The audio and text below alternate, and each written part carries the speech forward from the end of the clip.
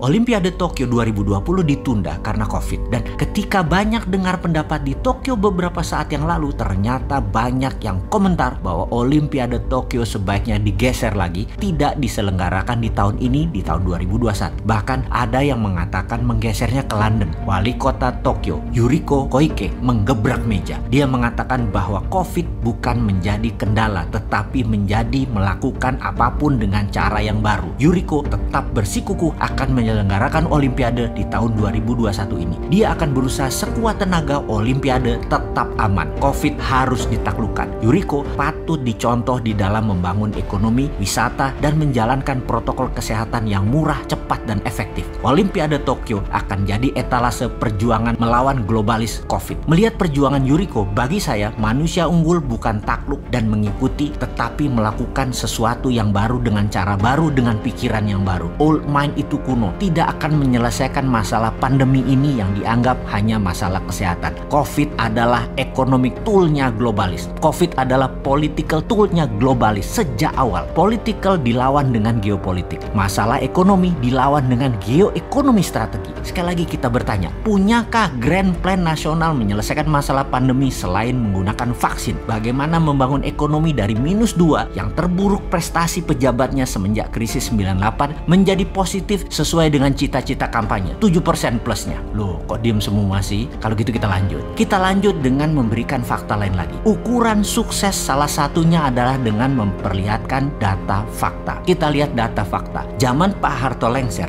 GDP per kapita nasional sekitar angka $800 per kapita. Lalu 3 presiden, Pak Habibie, Gus Dur, dan Ibu Megawati. Dari angka 800 naik ke $1.200 per kapita, alias naik 50%-an dengan 3 presiden. Lalu zaman Pak SBY dari $1.200 ke $3.700 atau naik sekitar 220% dalam 10 tahun. Dan 6 tahun terakhir ini dari angka $3.700 ke $4.100 atau sekitar naiknya hanya 20%. Apakah ini prestasi? Ini nanya lo ya, jangan nyolot. Gua takut deh lu pada galak fans pemuja ini, serem gua. Nah, nanya aja kenapa hanya 20% dalam 6 tahun. Jangan dibilang nyinyir ya, maaf ya. Gila nih, galak-galak bener nih fansnya. Padahal nanya fakta lo ya ini ya. Sekali lagi, lalu apa solusinya? Nah, kalau kita pejabat pasti bukan gaya old mind, bukan gaya mereka yang menjabat sekarang yang sangat tidak up to date dengan teknologi, tidak update dengan digital, tidak paham langkah globalis, masih dalam cengkraman oligarki, dan tidak punya strategi mengalahkan negara besar Tiongkok dan Amerika selain manut menjadi bagian dari kepentingan negara besar karena diplomasi lemah sekali. Memang tidak terlihat secara nyata saat ini, namun 6 tahun naiknya 20% itu menurut banyak pengamat ekonomi adalah rapot merah. Jadi kalau nanti di tahun 2024 siapapun yang akan menjabat menjadi orang nomor 1 di negeri kita ini, dipastikan kalau mereka adalah pejabat saat ini, mereka bukan orang berprestasi sesungguhnya. Jadi silahkan Anda tetap memilih mereka karena kesukaan atas citra kesederhanaannya atau citra baiknya, silahkan. Gak apa-apa juga sih, tapi jangan harap kita bisa menjadi berdaulat, punya produk yang mendominasi tingkat dunia, disegani negara lain, paspor hijau milik kita di mana-mana dihormati. Jangan harap old mind gitu loh, gak akan merubah. Ya kayak gini-gini aja. Jadi solusinya ala Mardigu Nation tuh bagaimana? Kita melihat uang beredar yang 6.000 triliun itu dibandingkan dengan GDP nasional, ternyata hanya sekitar 38%-an. Kita lihat Jepang, Korea Selatan, angkanya mendekati 100%.